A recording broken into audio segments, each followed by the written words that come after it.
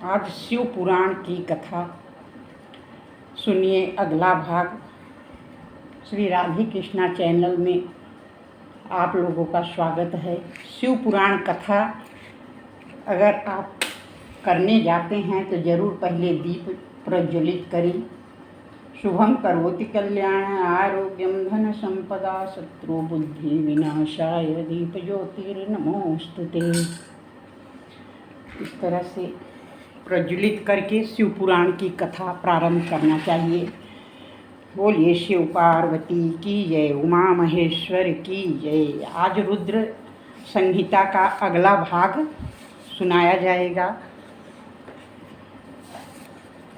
इसमें है कि शिव की श्रेष्ठता और उनकी पूजा का अनिर्वाचन कैसे किया जाता है, प्रतिपादन कैसे किया जाता है, इस विषय में। तो नारद जी बोले, ब्राह्मण प्रजापति आप धन्य हैं, क्योंकि आपकी बुद्धि भगवान शिव में लगी हुई है। विधे आप पुनः इसी विषय का सम्यक प्रकार से विस्तार पूर्वक वर्णन कीजिए। ब्रह्मा जी ने कहा, तात एक समय की बात है, सब ओर से ऋषियों देवताओं को बुलाने पर सबको क्षीर सागर के तट पर ले गया, जहाँ सबका हित साधन करने वाले भगवान विष्णु निवास करते हैं। वहाँ देवताओं के पूछने पर भगवान विष्णु ने सबके लिए शिव पूजन की ही श्रेष्ठता बतलाकर यह कहा कि एक मुहूर्त या एक क्षण भी जो शिव जी का पूजन नहीं किया जाता वही हानि है, वही महान छिद्र है, वही अंधापन है और वही मूर्खता है। जो भगवान शिव की भक्ति में तत्पर रहता है, मन से उनको प्रणाम, उन्हीं का चिंतन करते हैं, वे कभी दुख के भागी नहीं होते।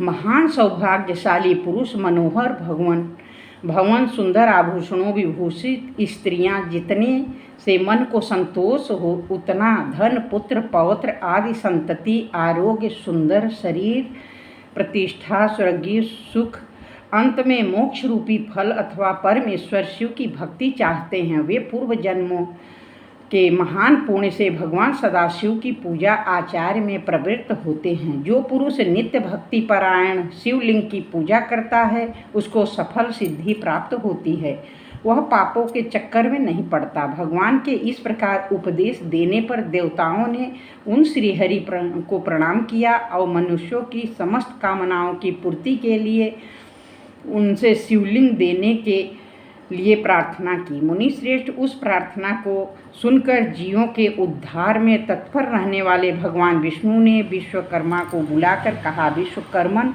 तुम मेरी आज्ञा से संपूर्ण देवताओं को सुंदर शिवलिंग का निर्माण करके दो। तब विश्वकर्मा ने मेरी और श्री हरि की आज्ञा के अनुसार उन देवताओं को उनके अधिकार के अनुसार शिवलिंग बनाकर दिए। मुनि श्रेष्ठ नारद, किस देवता को कौन सा शिवलिंग प्राप्त हुआ, इसका वर्णन आज मैं कर रहा हूँ, उसे सुनो। इंद्र पद्मराग मणि के बने हुए शिवलिंग, कुबेर सुवर्ण लिंग की पूजा करते हैं, पीतमणिमय पोखराज के बने हुए लिंग की तथा वरुण श्याम वर्ण के शिवलिंग की पूजा करते हैं। भगवान विष्णु इंद्र नीलमय तथा ब्रह्मा हेममय लिंग की पूजा करते हैं। मुने विश्वे देवगण चांदी के शिवलिंग की, वसुगण पीतल के लिंग की पूजा करते हैं। पार्थिव लिंग की पूजा अश्विनी कुमार करते हैं। लक्ष्मी देवी स्फटिकमय लिंग की, आदित्यगण ताम्रमय लिंग की, राजा सोममोती लिंग की, अग्निदेव वज्र के लिंग की उपासना करते हैं। श्रेष्ठ ब्राह्मण उनकी पत्नियां मिट्टी के बने शिवलिंग का, मायासुर चंदन निर्मित लिंग का, नागगण मूंगे के बने हुए शिवलिंग का आदर पूर्वक पूजन करते हैं। देवी मक्खन के बने हुए लिंग की, योगीजन भस्ममय लिंग की, यक्षगण दधी निर्मित लिंग की, छाया देवी आटे से बनाए हुए लिंग की, ब्रह्मपत्नी रत्नमय शिवलिंग की निश्चित रूप से पूजा करती है। बाणासुर पारद या पार्थिव लिंग की पूजा करता है। दूसरे लोग भी ऐसा ही करते हैं। ऐसे ऐसे शिवलिंग बनाकर विश्वकर्मा विभिन्न लोगों को दिए। देवता और ऋषि उन लिंगों की पूजा करते हैं। भगवान विष्णु ने इस तरह देवताओं को उनके हित की कामना से शिवलिंग देकर उनसे तथा मुझ ब्रह्मा से पिनाक मणि महादेव की पूजा की विधि भी बताते हैं।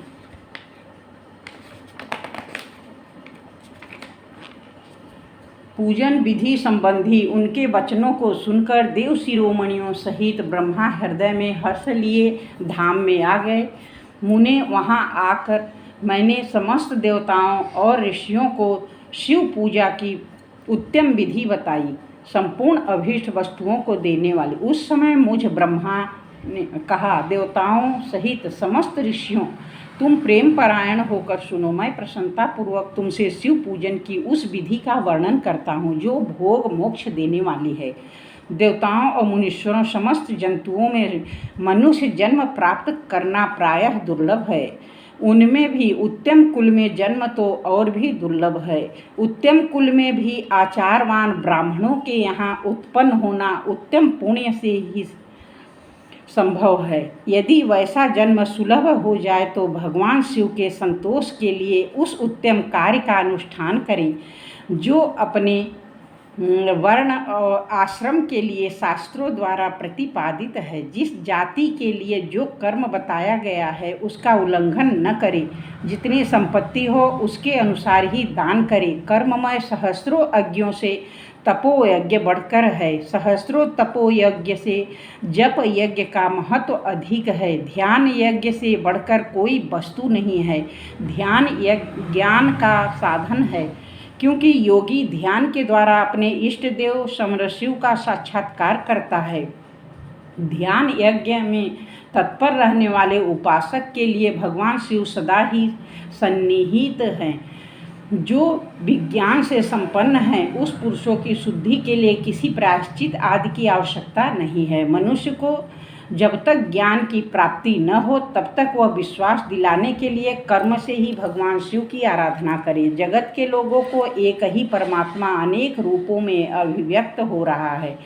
एकमात्र भगवान सूर्य एक स्थान में रहकर भी जलाशय आदि विभिन्न वस्तुओं में अनेक से दिखते हैं। देवताओं संसार में जो जो सत्य या असत वस्तु देखी जा सुनी जाती है वह सब पर ब्रह्म शिव रूप ही हैं, ऐसा समझो।